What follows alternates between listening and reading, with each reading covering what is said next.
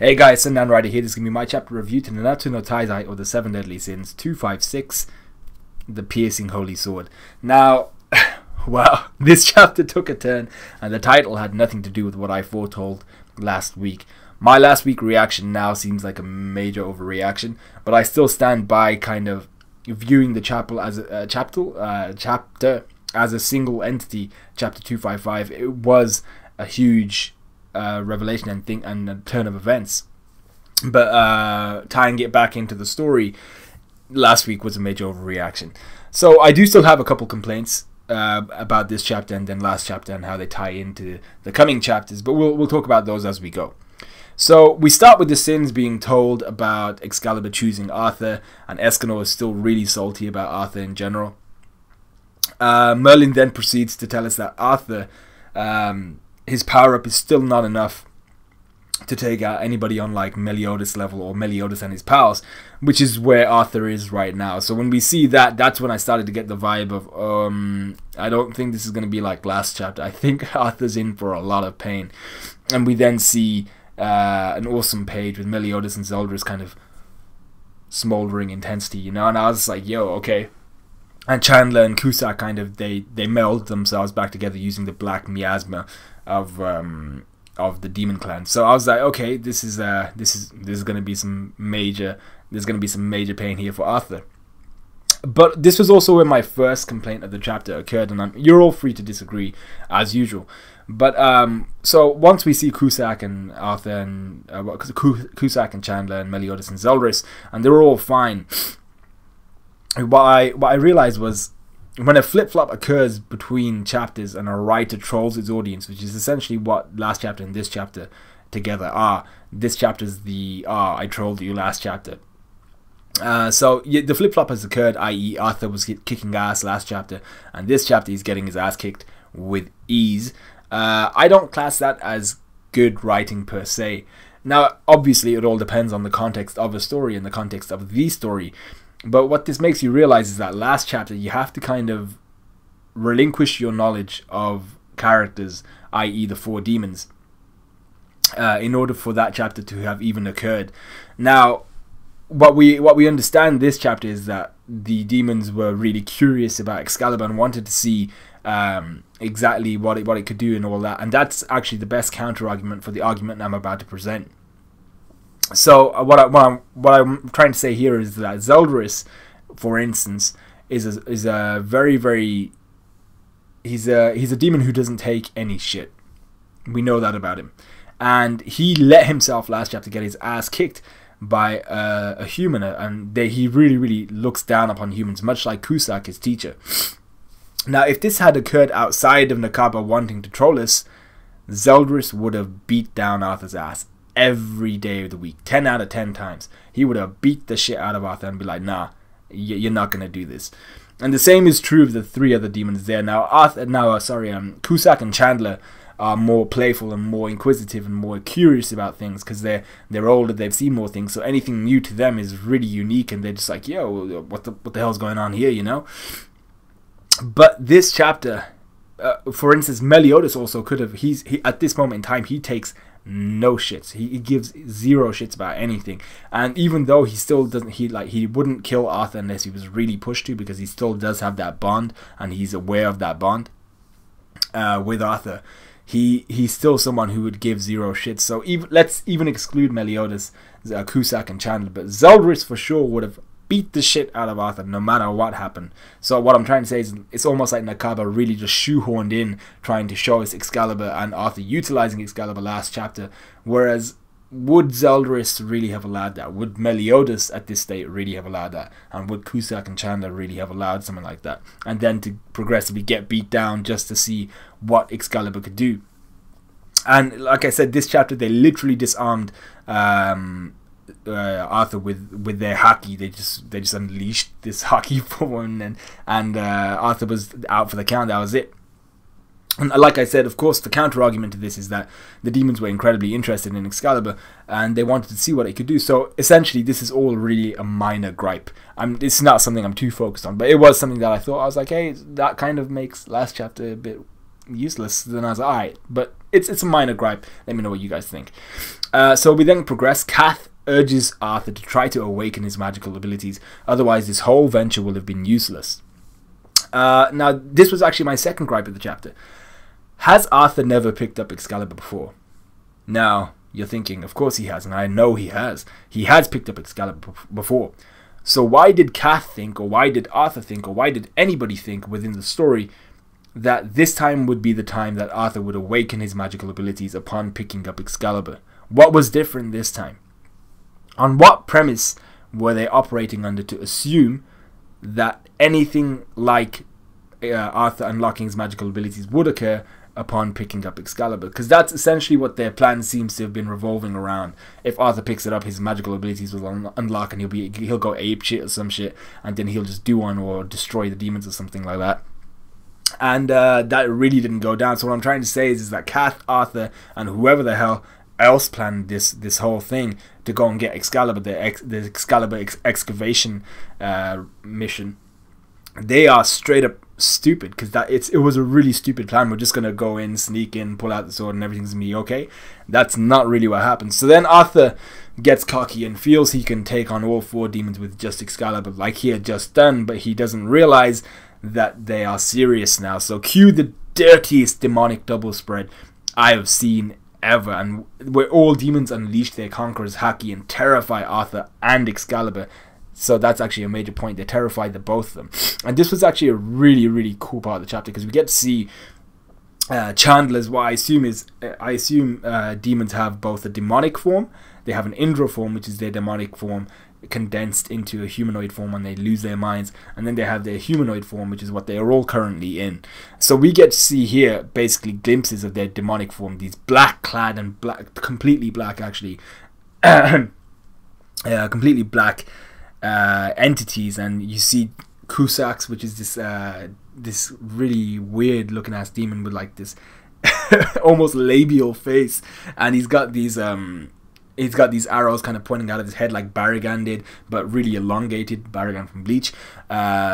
Chandler has this toad-like looking creature emanating as his spirit, and then standing behind them are these 2 towering figures. One of them is Meliodas with like more of this like it looks like, you know, like Ned Stark's cowl kind of thing, and it's got these spikes kind of coming off of it. And then you've got Zeldris with just these spiked shoulders, spiked ears going sideways, and then he's got these like 3 kind of what you see on a rooster, the bit of floppy skin there. You know, he's just got a bit up there as well.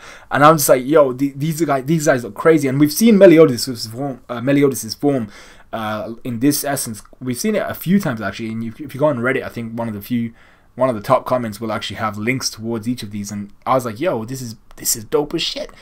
So yeah, that was really nice to see.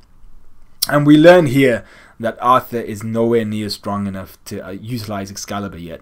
And the drawback I was desperate for last chapter has actually occurred, i.e. he can't utilize the sword because he doesn't have a strong enough body and mind to wield the power of all these fallen heroes. We also learned that the heroes within the Blade of Excalibur, although feared by many of the Demon Clan, were probably never strong enough to go toe-to-toe with an elite demon. Now, this is a major assumption, but it's something that Cusack hints at. And this is also shown by the fact that the sword is terrified of the demons' aura. When they all unleash that major surge of power towards Arthur, the sword is shaking. The sword stops in its tracks and just collapses on the ground, which is what Arthur realizes. But now what this makes you wonder is, what do the humans have apart from Escanor as their champion? Now this is why I wanted last chapter to be Arthur gets this sudden explosive surge in power, and the demons are like, yo, this is unique, this is something we haven't seen before. And in their stupor, Arthur just like darts it out of there and pegs it out of Camelot and just goes finds the sins. That would have been fun, that would have been okay.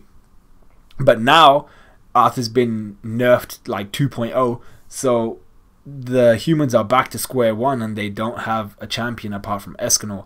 And someone actually made mention last time that Escanor's whole in his the one form, he doesn't store energy like a battery, and he doesn't purge energy like a battery, like we were led to believe. Maybe it was a mistranslation or something like that. So let me know, how does the one form work? I thought over years he had stored energy, and then in the one form he releases it all, and that's why he was just like majorly strong for that 1 minute of the day. But apparently that's not how it works. Let me know. So yeah, maybe what happens at the end of the chapter is more important than we know, and I'll come to that. Merlin then uses her get out of jail free card and popping up and stealing Arthur and Kath away. This was my final gripe with the chapter. And by the way, I did really enjoy this chapter. So Kath manages to, in its desperation, I'm not sure whether it's a he or she, telepathically communicate or telepathically contact only Merlin, allowing Merlin to come to save the day.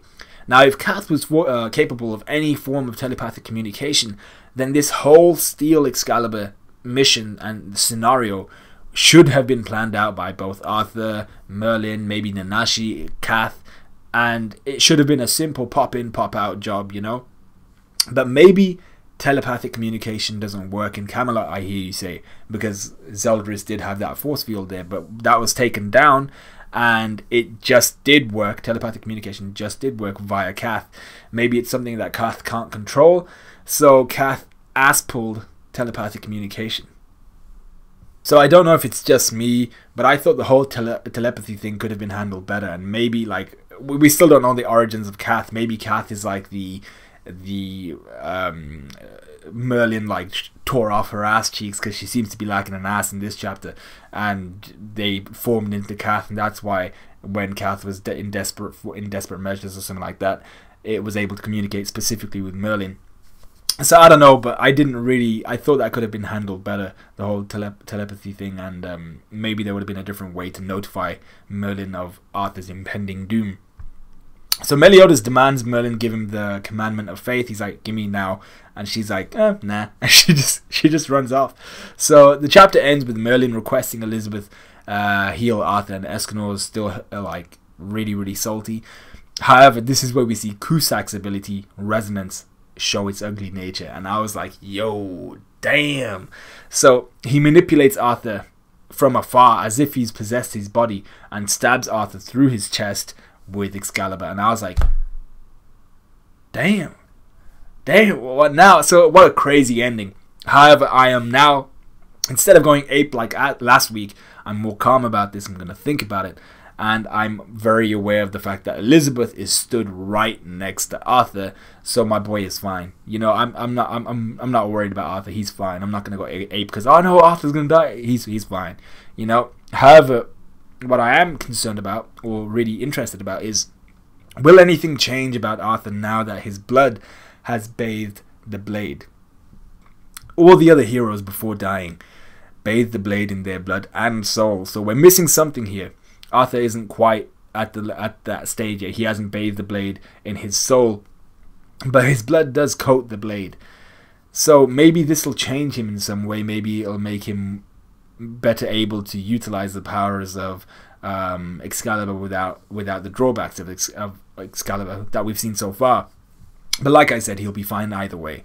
What we need to watch out for, though, is Escanor, because my boy, like at the end we see that Merlin is devastated, and that actually brings up the whole conversation of what is the relationship between Merlin and Arthur. I always thought it was like a mother-son kind of thing, you know. She sees him as like her son almost, so that would warrant that devastated look on her face at the end of the chapter. But it seems more than that, you know, when she's holding him in the chapter and she's holding him to her bosom, and I'm just like, this is weird, man. So like I don't know, it's almost as if she's in love with Arthur, and which would really make the whole situation between Escanor, Arthur, and Merlin that's just somewhere where I don't want to go. You know, it would actually be a really interesting dimension to add to the story, and like I just feel bad for Escanor. I'm just like, yo, jeez. So yeah, so Merlin's devastated, and Escanor has been salty since Arthur came up in the conversations.